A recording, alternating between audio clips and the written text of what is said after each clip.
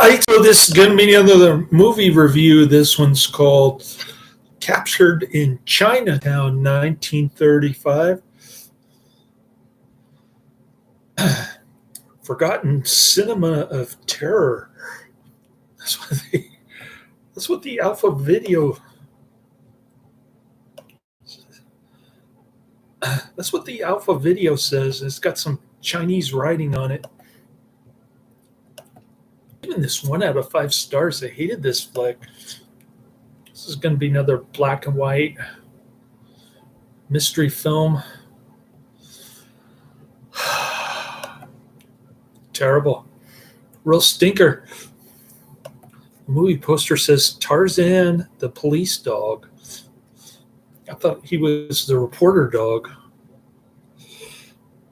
Bert Sternbach presents Captured in China, a police melodrama.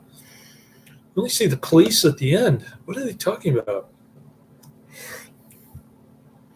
A feud between two gangs in Chinatown breaks out into a Tong war. 54 minutes.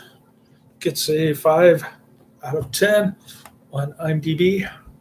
Average score 84 ratings. Very obscure flick. They got the DVD. Forgotten Cinema of Terror.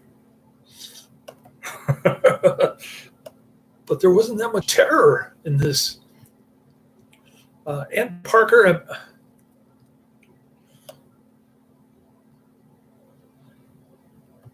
Ann Parker and Bob Martin, reporters on the Daily Chronicle, go to Chinatown to get a story on the wedding that is supposed to bring an end to the long-standing feud between warring Chinese tongs.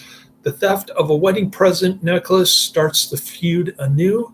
Ann and Bob are drawn into the dangerous situation, but Tarzan, famous police dog, is a vital factor in solving the mystery, which results in a final victory over the real criminals and restoration and goodwill between the warring clans. That's from Lee Adams, Longhorn, 1939 at suddenlink.net.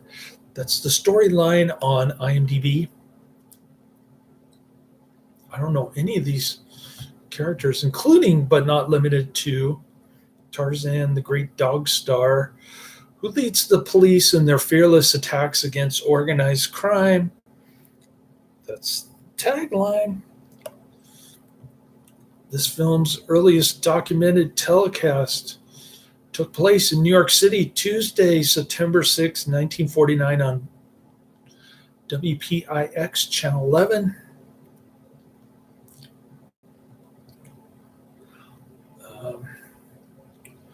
It doesn't have more movies like this on IMDb.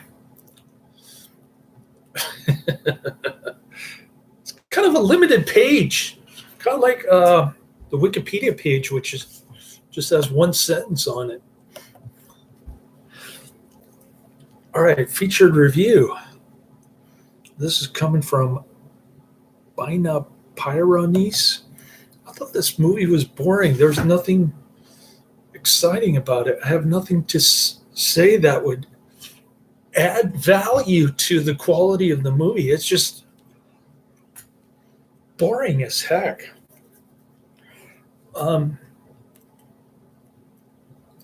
This person is giving it a 7 out of 10, a little different perspective.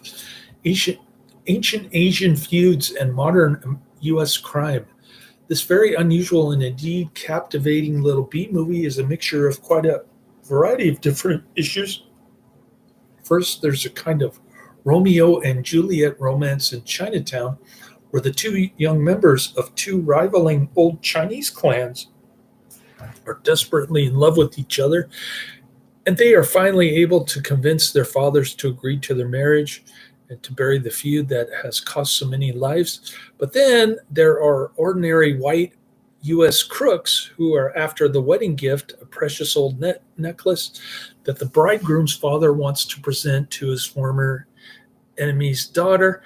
And they won't stop at anything in their greed, not even at reviving the family feud and making a blood wedding out of the beautiful piece bringing romance.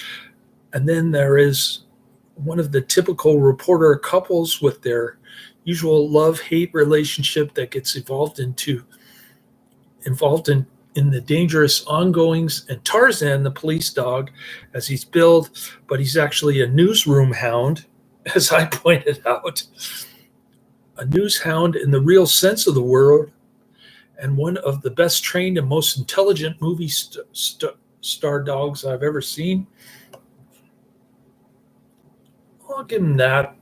He's a smart dog. So what? Who cares?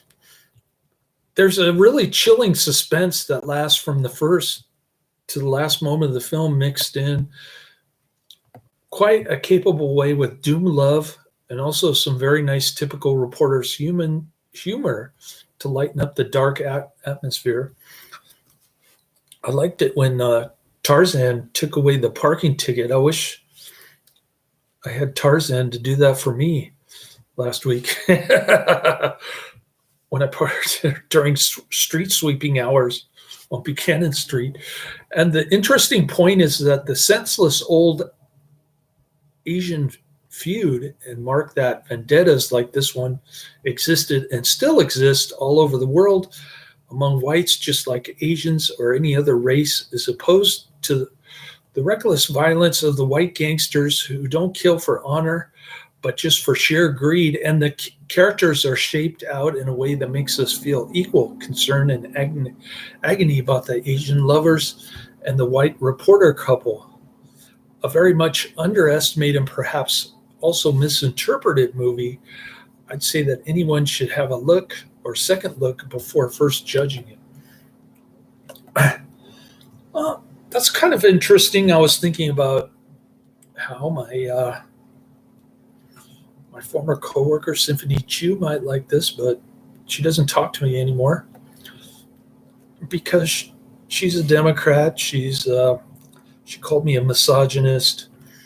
She always insisted that I should be her pretend brother and not her boyfriend, even though she asked me when I was getting divorced last time I saw her at Chili's in San Bruno. Women in San Francisco are just completely loony. I was trying to tell that to my pastor, but he wants to keep holding vigils in front of Planned Parenthood like that's going to change any woman's mind who hasn't been to Catholic school or church for that matter. All right. This is the description by oldies.com, the Alpha Video website. You can buy it for $7.10. You save $1.88, 21% off. Gee, I wonder why it has 21% off.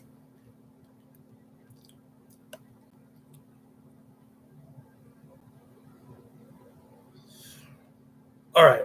This is what it says on the back of the DVD. I'm going to read this to you.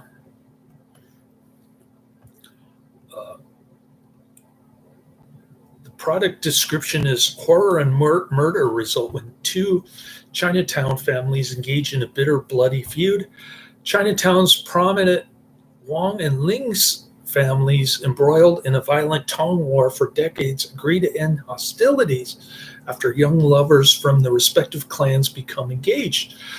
When a priceless jade necklace, the Wang's peace offering, is stolen by a clever thief named Zamboni, the Lings are blamed and the truce is called off. Newspaper reporters Bob Martin and Ann Parker suspect third-party interference, and they begin an investigation only to find themselves imperiled by crooks and Chinese alike.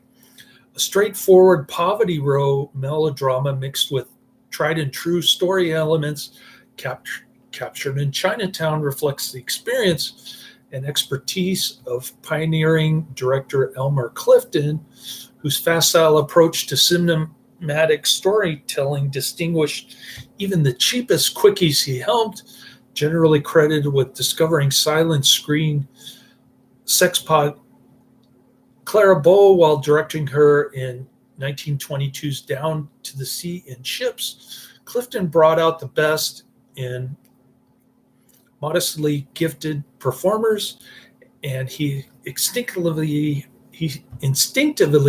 amplified the most marketable aspect of any film to which he was assigned. While not remembered as a particularly artistic director, he was a commercially successful one, and Captured in Chinatown ranks among his breeziest efforts of the early sound period. Early sound period? 1935? Okay, I guess 6 years into talkies is the early sound period. I guess I learned something new. I'm going to go down my list now since I've got lots of time. I woke up at 3:30 this morning thanks to my supplements that I'm taking and a little bit of energy drink mixed in. I started my laundry and I got all my Safeway shopping done. I think I have enough. Well, I'll probably have to fill up my tank on the way back home tonight after I drop off my son. We're going to Latin Mass again. And still no luck getting my son's confirmation going. It's like pulling teeth with these people. Like I said yesterday, the pastor is more concerned about holding a vigil for Planned Parenthood than he is about getting the Latin right from Cardellini.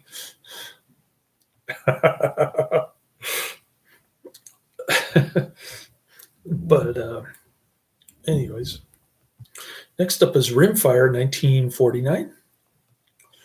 Tales of Robin Hood, 1951. The Magic Sword, 1962. Bandit Queen, 1950. And Crooked River, 1950. So I get to watch a Western classic cowboy next. That's two adventures and two more classic Westerns, one including Shamrock Ellison and Lucky Hayden. I'm going through the terrible part of my list right here, so bear with me. I know Adrian's not going to be interested in these videos, but maybe he'll comment on the Western ones. I don't know. He did comment on a couple of my videos because I did the Netflix Demons 2 and Deep Star 6, two movies that he's actually familiar with. Unlike these movies, which are completely obscure and nobody cares. But I do this for you, the people. Professor Quiz is more familiar with these movies, probably. And then I had Mr. Martinez in the chat room yesterday. He said he was Catholic. Maybe he can convert Adrian. Yeah, he's got a no snowball's chance in hell of converting Adrian to Catholicism. Adrian thinks that Catholicism is like some kind of a sun god movie with David Warbeck.